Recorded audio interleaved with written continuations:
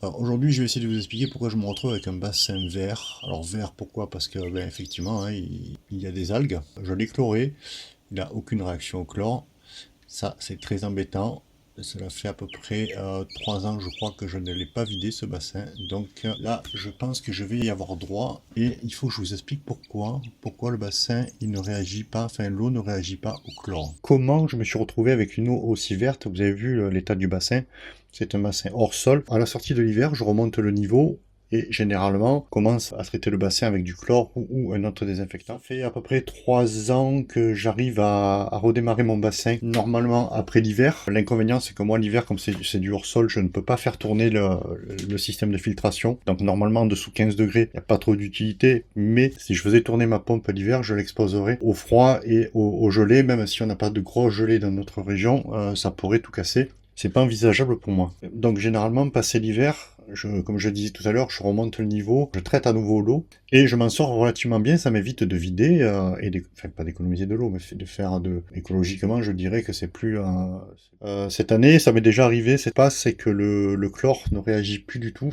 Alors, c'est très connu des piscinistes, hein, n'importe quel pisciniste vous en parlera, et pourra vous dire ce qui se passe. C'est très simple, alors j'ai prévu de vous montrer un petit peu les tests qu'il faut faire. Donc j'ai un pH mètre ici, c'est un pH mètre conductivimètre. On va aller chercher un petit peu les paramètres physico-chimiques de l'eau. Donc j'ai prélevé un échantillon, ça c'est l'eau de la piscine, on voit qu'elle est verte. Donc on va utiliser un pH mètre conductivimètre, on va l'étalonner avec une solution, on a une solution spécifique hein, pour ce petit pH mètre. Et j'ai deux solutions, pas étalons, mais deux solutions tampons qui vont me permettre de contrôler si mon étalonnage est correct. La première étape, ça va être d'étalonner. Je vais le faire directement dans le flacon. D'étalonner le pH mètre. Le pH mètre est étalonné. Je le rince un petit peu à l'eau. Hop, tout ce que je fais, je rince à l'eau. Je referme ça. On va vérifier avec une solution tampon pH 4. On a le pH mètre qui descend vers le 4. On est pas mal.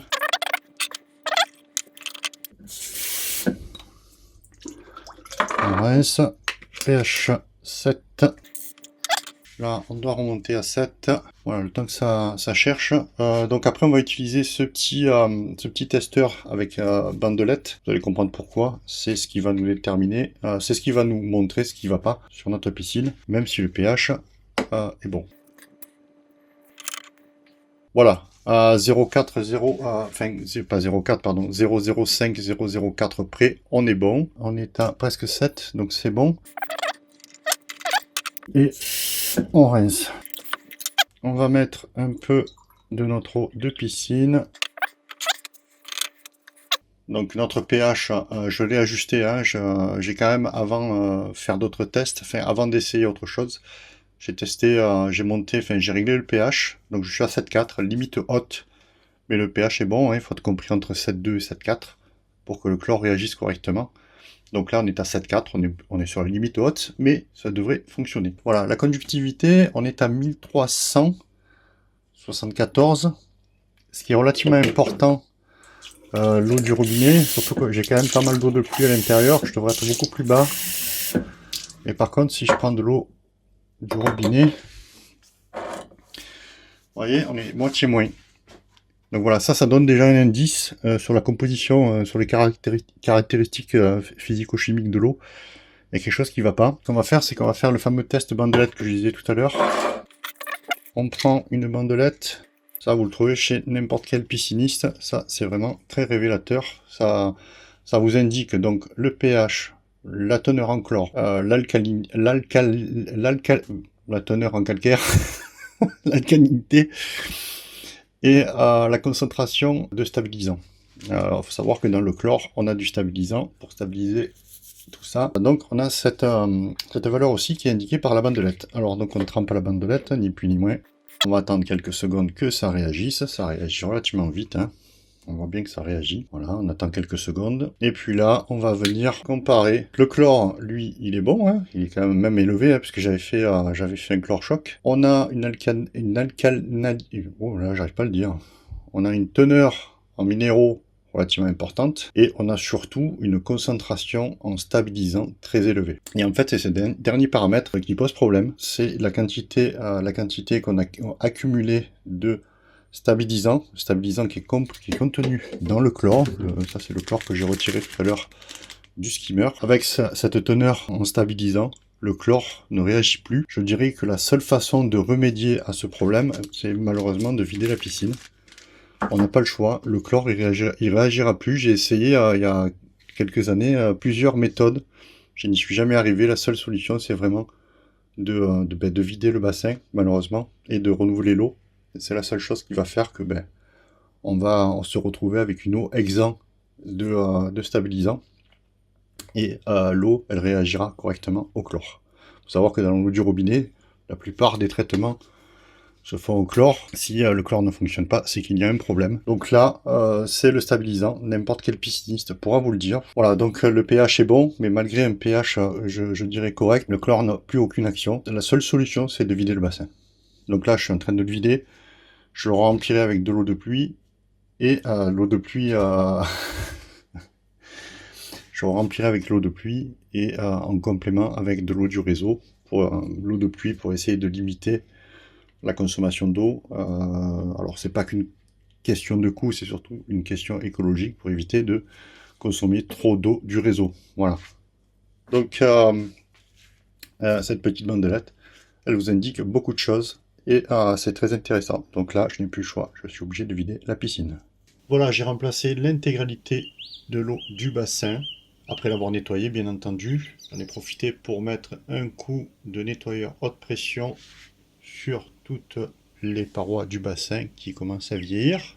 Là, on est relativement clair. Je vais tester l'eau pour m'assurer des paramètres. Le chlore semble plutôt bien réagir, puisque l'eau n'est plus verte. Bon, l'eau est neuve, on est d'accord.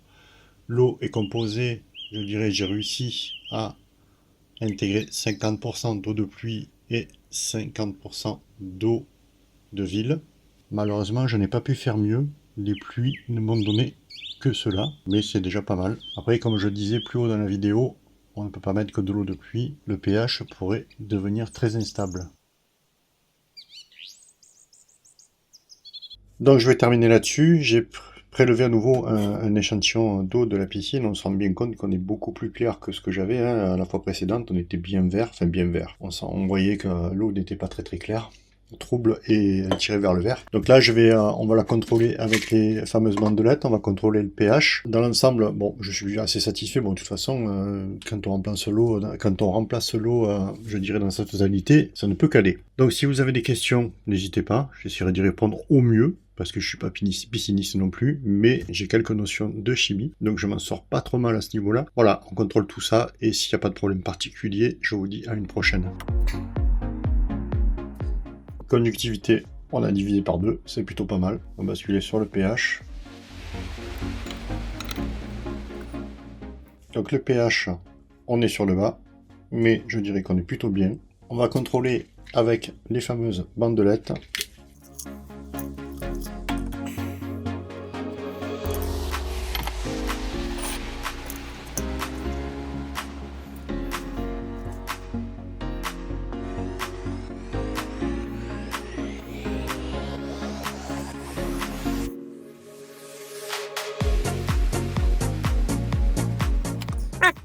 Donc là, si on compare, le chlore est un peu bas, mais ça devrait aller.